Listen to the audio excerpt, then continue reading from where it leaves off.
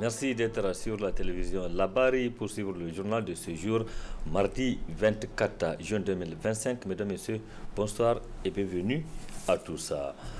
Rendons-nous directement au siège de la plateforme paysanne du Niger qui a servi de cadre ce mardi dans la matinée pour une réunion d'échange entre les acteurs chargés de l'élaboration de la politique foncière du Niger et une délégation venue du Tchad. Cette délégation donc est au Niger pour s'inspirer de l'expérience du Niger en matière de politique foncière, nous rapporte Nafissa Yahya Ibrahim Abdou. S'inspirer des années d'expérience du Niger en matière de politique foncière, tel est l'objectif de cette mission de la délégation tchadienne au Niger. Le Tchad s'est lancé dans ce processus de réforme foncière depuis des années. Maintenant, qui dit réforme foncière, il y a plusieurs choses. D'autres ont choisi de faire le code foncier, différentes lois, la politique foncière. Je crois que compte tenu de nos réalités, qui sont à peu près les mêmes, le Niger a une avance par rapport à notre pays. Vous avez ici déjà élaboré votre politique foncière. Il y a une instance qui s'occupe du code rural qui est très avancée. Et quand nous avons reçu la délégation nigérienne au Tchad, là-bas, en N'Djamena, quand on a échangé, il se trouve que par rapport à nos objectifs, le Niger est avancé sur ce domaine-là.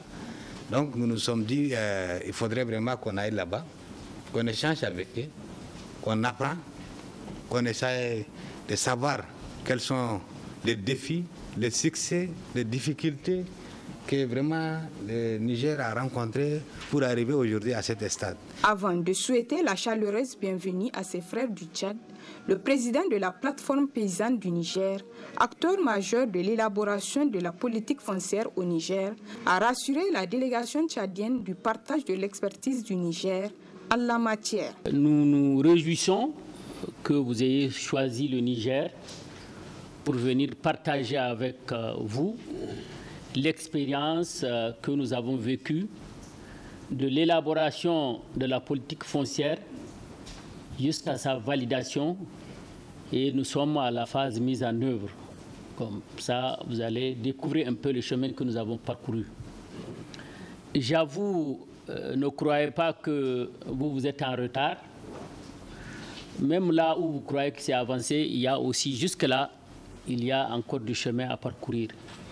Parce que disposer d'une politique foncière est une chose, mais avoir les documents ou les outils qui l'accompagnent pour sa mise en œuvre, c'est aussi une autre chose. Donc avec le secrétariat, nous sommes en train de nous battre pour que, effectivement, ce document que nous avons élaboré, nous avons validé ensemble, on puisse le mettre en œuvre en gardant le même schéma, c'est-à-dire que tous les acteurs participent à sa mise en œuvre.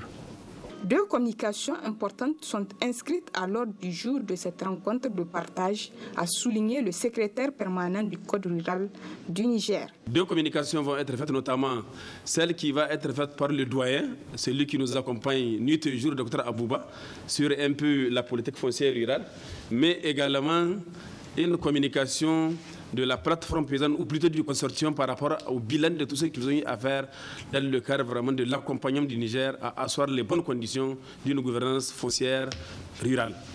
Rappelons enfin que cette rencontre a vu la participation de tous les acteurs du comité chargé de l'élaboration et de la mise en œuvre de la politique foncière au Niger.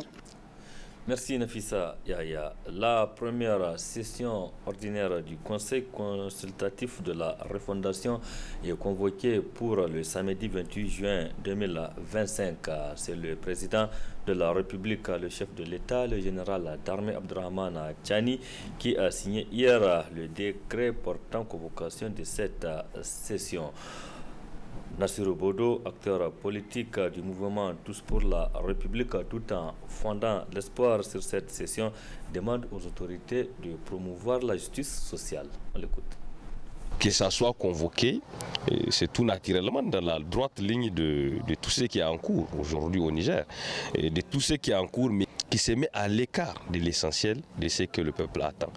Le peuple attend la justice, on convoque des assises. Le peuple attend la justice, on met en place un CCR. Le peuple attend la justice. Voilà, on convoque les membres du CCR pour venir discuter, pendant que à l'instant T, il y a l'insécurité aussi qui est là, qui menace la vie de nos citoyens, mais aussi de nos FDS. Donc moi, je pense que il faut que les autorités militaires et le gouvernement reviennent à l'essentiel. Quelles sont les urgences aujourd'hui pour le pays? Est-ce que c'est ces débats interminables autour des sujets sur lesquels on a besoin beaucoup plus d'action que des discours, beaucoup plus de solutions que des rencontres où les gens vont peut-être juste débattre, se partager des perdièmes et peut-être ne rien prendre en termes de solutions. Parce que nous, ce que nous pensons de toute cette situation-là, il faut que les gouvernants reviennent à l'essentiel.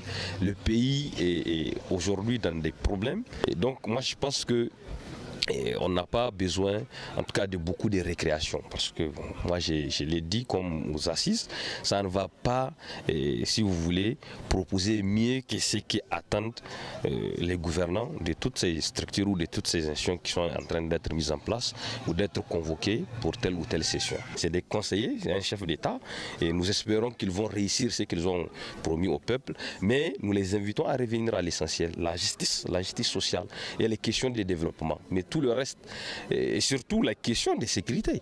Il faut qu'on sente qu'effectivement nous sommes dirigés par des militaires, parce que cette question de sécurité, c'est leur compétence. C'est pourquoi nous, en tant qu'acteurs publics, aujourd'hui, on lève un peu le pied, parce qu'on s'est dit que ces questions sécuritaires, c'est des questions sensibles. Il faut permettre aux militaires de faire leur travail, et il faut les mettre dans les conditions de faire leur travail, et prier, parce que nous, tout ce qu'on peut faire aujourd'hui, c'est prier, c'est accompagner à travers peut-être des dénonciations s'il y en a à faire par rapport aux questions de sécurité. Mais on souhaite que les militaires fassent leur travail en tant que citoyens. Et on peut toujours espérer ou souhaiter mieux pour le pays. Si les membres du CCR arrivent à nous surprendre agréablement, ce serait tant mieux. Et nous souhaiterons effectivement qu'ils nous surprennent agréablement. Parce que nous, en tout cas, par rapport à tout ce qui se passe, on reste pessimiste par rapport à tout ce qui se passe, mais on demeure optimiste pour le pays. On sait que le Niger connaîtra un lendemain meilleur, qu'on le veuille ou non, parce que le Niger le mérite. C'était là l'acteur politique du mouvement Tous pour la République, Nassirou Bodo, sur la convocation de la première session ordinaire du Conseil consultatif de la refondation le samedi 28 juin prochain. C'est un constat au Niger, on assiste à des pertes de certaines valeurs sociales et culturelles du simple fait de la démission de certains parents dans l'éducation des enfants, entre autres conséquences auxquelles on vit la dépravation de mœurs et de us et coutumes. Face donc à cette situation, Madame Bari Bibata Nyandou, femme leader et mère, attire l'attention des parents d'avoir plus de temps pour leurs enfants. On l'écoute. Nous sommes là à déplorer que nos enfants ont des problèmes. Mais est-ce que nous nous sommes interrogés sur notre propre rôle? Est-ce que nous, parents, nous sommes conscients du fait que ce qui se faisait avant, est-ce que nous le faisons aujourd'hui? Quand vous sortez du matin jusqu'au soir, que vous laissez les enfants abandonnés à eux-mêmes, que les enfants sont devant la télé, sachant les programmes qui sont diffusés au niveau de la télé.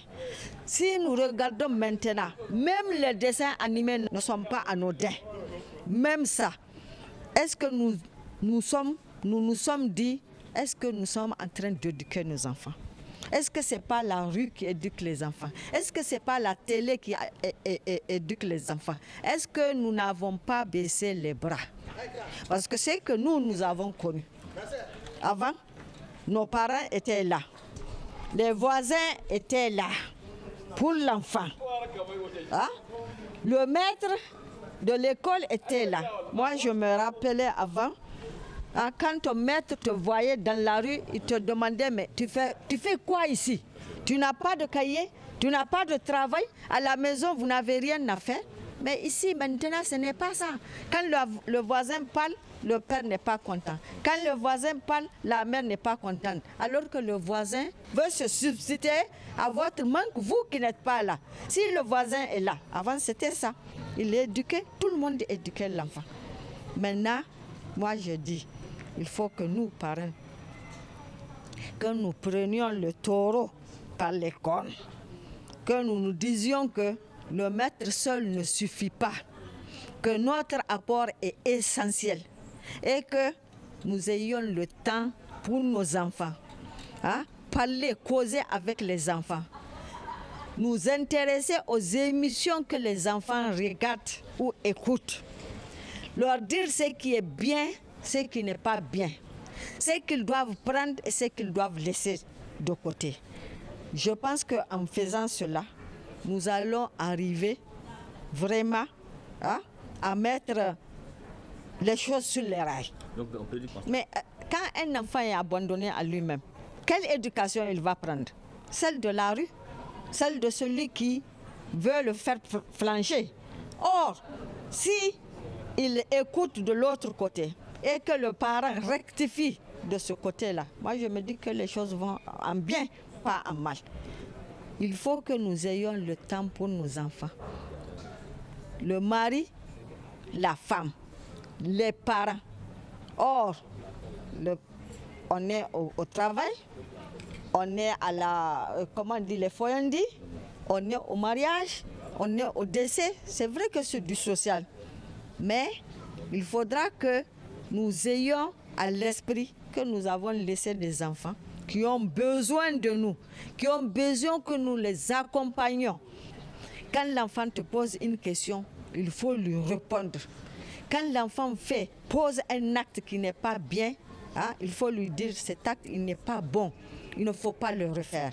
Mais si vous laissez faire, et nous surtout nous les femmes, quand l'enfant a un comportement qui dévie, nous avons tendance à cacher ce comportement au père. Quand tu aimes ton enfant, tu ne dois pas le faire. Parce que si tu le fais, demain tu vas pleurer. Si tu penses que en cachant pour que le père ne le tape pas aujourd'hui, demain c'est toi qui vas pleurer. Si hier on a pu former des hommes et des femmes capables d'être bien dans la société, pourquoi pas aujourd'hui?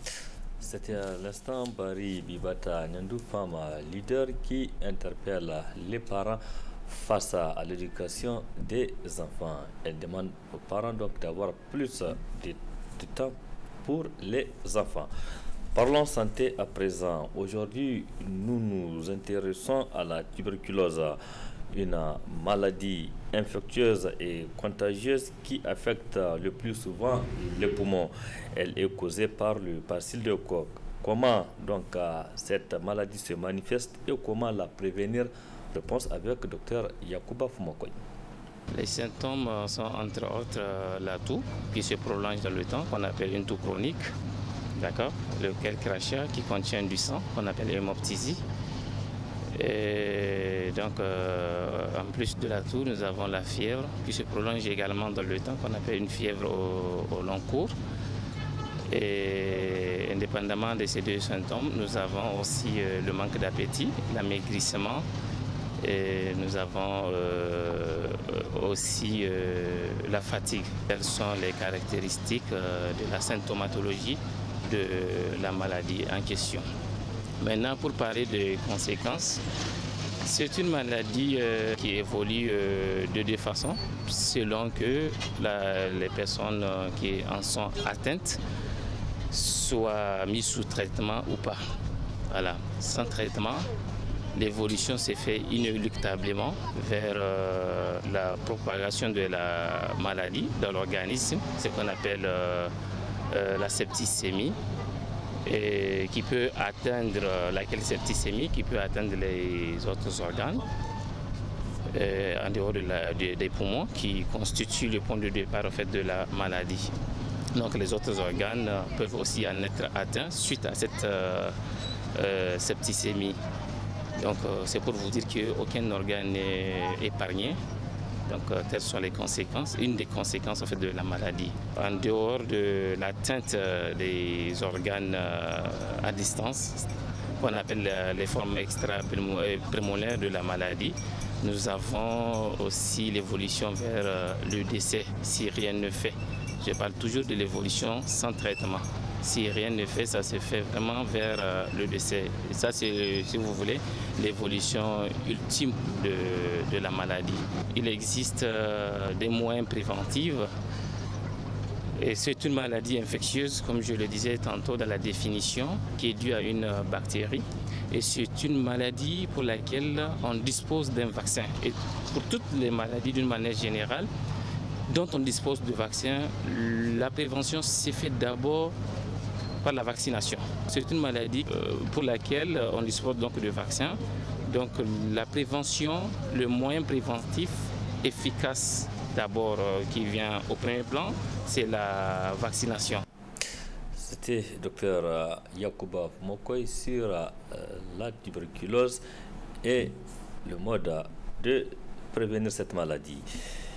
Dans l'aspect de cette édition, les personnes vivant avec un handicap ont souvent des talents, des compétences et un savoir-faire extraordinaire dans des activités génératrices comme le tissage des chaises, la fabrication des ballons et autres objets artisanaux. Ces activités leur permettent cependant non seulement de subvenir à leurs besoins, mais aussi de contribuer activement à la vie socio-économique dans la communauté. Reportage est signé Hawa Ousmane et les stagiaires sur les images de Abakar Souley. À Niamey, dans le quartier Yantala, un petit atelier d'artisans attire l'attention. Des chaises, des ballons et divers objets y sont confectionnés.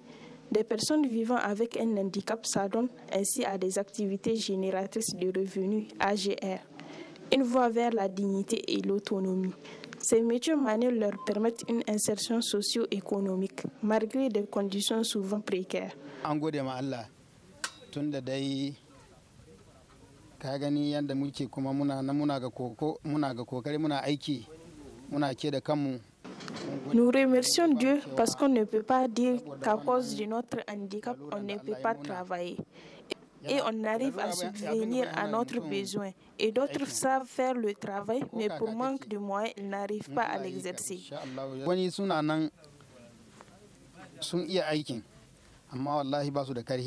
Depuis 2010 qu'on a commencé le travail là, on est en train de travailler ça. Le 16 qu'on est en train de faire là, vraiment c'est bon. Vraiment c'est bon. Si tu es en train de rester à la maison, c'est pas bon. Mais il faut venir travailler. Tu vas gagner quelque chose, après tu vas nourrir ta famille, les trucs comme ça quoi. On fait ballon, 16, ceinture, filet, tout ça on fait ça ici. Les jeunes, j'ai plusieurs jeunes qu'on a formés ici. Voilà, c'est plusieurs jeunes qui sont venus, on a formé tout. Ils sont apprendre à tisser, ils sont bien travaillés. On a libéré les autres sont là en train de travailler. Longtemps perçus comme des personnes à assister, ces artisans montrent une autre réalité, celle d'hommes capables, résilients et productifs. Pour eux, le travail est aussi une façon de se faire respecter.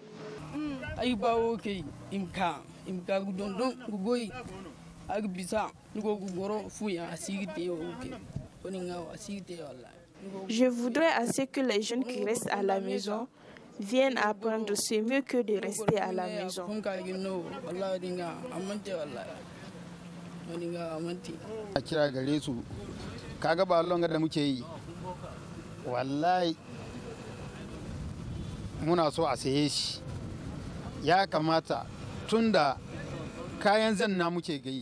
Nous voulons qu'on achète nos ballons parce qu'on les fabrique pour les jeunes et l'État n'a qu'à financer notre travail. Je suis dans cette activité depuis près de 10 à 15 ans.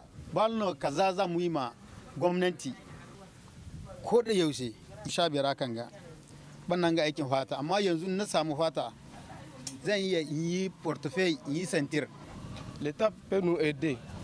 Voilà, parce qu'ici, l'État même, il sait comment on dit, ça ne va pas. Donc l'État n'a qu'à aller nous aider, puisque nous n'avons qu'à évoluer un peu.